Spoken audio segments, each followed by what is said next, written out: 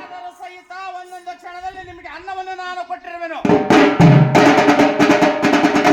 ಕೊಟ್ಟಿರುವ ಈ ರಕ್ಕಸ ಕುಲೋತ್ತಮರಲ್ಲ, ಇಂತಪ್ಪ ದೇವಾನ ದೇವತೆಗಳ ಹೊರತು.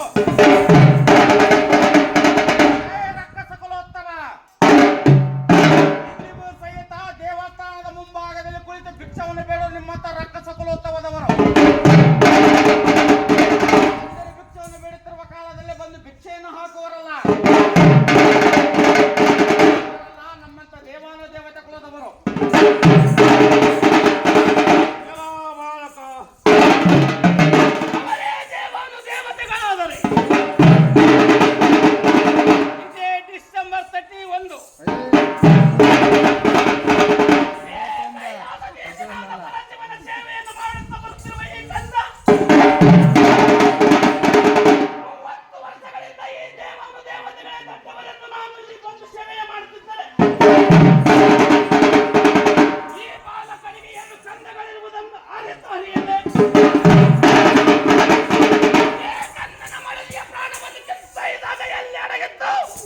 ಕೈಲಾಸ ದೇಶನಾದ ಪರಶಿವ,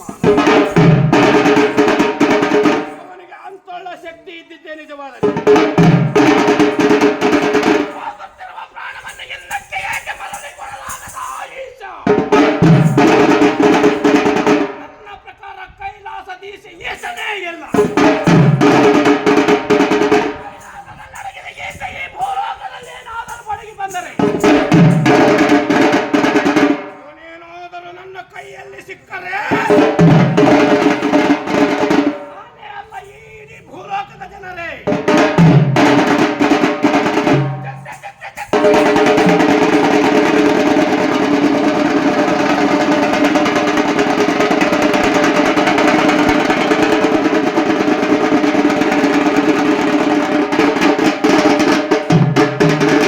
ಅದು ಹಾಗಿರಲಿ, ನೀನು ನನಗೆ ಬಂದು ನನ್ನ ಲೋಕಕ್ಕೆ ಬಂದು ಭಿಕ್ಷೆ ಎಂದು ಕೇಳ್ತಿರುವೆಯ? ನೀನು ಕೇಳಿದ ಹಾಗೆ ಭಿಕ್ಷೆಯನ್ನು ಹಾಕಿರುವೆ. ಕರೆಯದಿದ್ದರೂ ಸಹಿತ ನಾಚಿಕೆ ಇಲ್ಲದೆ ನನ್ನ ಮನೆಯ ಮುಂದೆ ನಿಂತು ಭಿಕ್ಷೆ ಎಂದು ಕೇಳಿದೆಯಲ್ಲ.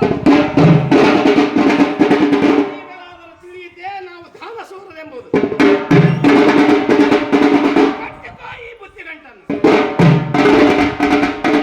ತೆಗೆದುಕೊಂಡು ಆ ಕೈಲಾಸ ದೇಶನಾದ ಪರಶಿವನಿಗೆ ಹಸಿವು ಬಹಳವಾಗಿರುವುದು.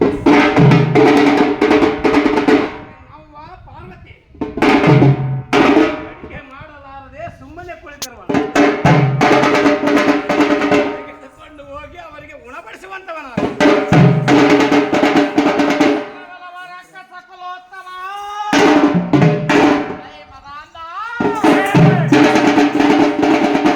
ಸೃಷ್ಟಿಕರ್ತನಾದ ಬ್ರಹ್ಮದೇವರಿಂದ ವರವನ್ನು ಪಡೆದುಕೊಂಡ ಬಳಿಕ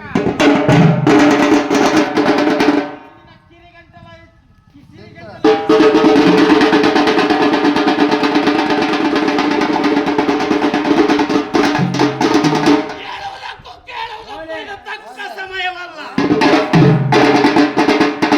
ಇದೇ ಈ ನಿನ್ನ ಕಿರಿಗಂಟಲ ವಂಶಿಯಳಿ ಇದೇ ರಣರಂಗಕ್ಕೆ ಔತಣ ಪಡೆದಿದ್ದರೆ ನನ್ನ ಹೆಸರು ಪಂಚಮುಂಡಾಸುರನೇ ಅಲ್ಲ.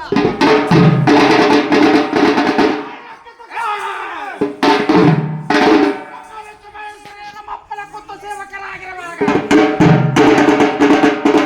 ಮಕ್ಕಳಿಗೆ ತಾಯಿ ಬಂಚಿಯಂತೆ ಬೆಕ್ಕಿಗೆ ಇಳಿದಂತೆ ಮೂರ್ತಿಗಳು ನಮ್ಮಪ್ಪನ ಕುತ್ತು ಸೇವಕರಾಗಿರುವಾಗ ಈ ಅವಲಕ್ಕೆ ಲಕ್ಷ ಲಕ್ಷ ಮರಗಳು ಸೇರುವಂತೆ ಕಲ್ಪನಕ್ಕೆ ಸಮನಾಗಬಲ್ಲದೆ, ಲಕ್ಷ ಲಕ್ಷ ಸರೋವರಗಳು ಸೇರುವಂತೆ ಸಮುದ್ರಕ್ಕೆ ಸಮನಾಗಬಲ್ಲದೆ, ಇನ್ನಂತ ಲಕ್ಷ ಮಂದಿ ರಕ್ಕಸರು ಬಂದರು ಸಹಿತ ನನ್ನ ತಂದೆಗೆ ಸರಿ ಸಮನಾಗಬಲ್ಲೆಯ? ಭಲೆ ಬಾಲಕ, ಭಲೆ ಭಲೆ. ಬ್ರಹ್ಮ ವಿಷ್ಣು ಮಹೇಶ್ವರರೇ ನನ್ನ ಅಪ್ಪನಿಗೆ ಸೇವಕನಾಗಿರುವರೆಂದರಲ್ಲ. ಬ್ರಹ್ಮ ವಿಷ್ಣು ಮಹೇಶ್ವರರಿಗಿಂತ ಮಿಗಿಲಾದ ನಿಮ್ಮಪ್ಪನ ಹೆಸರೇನು?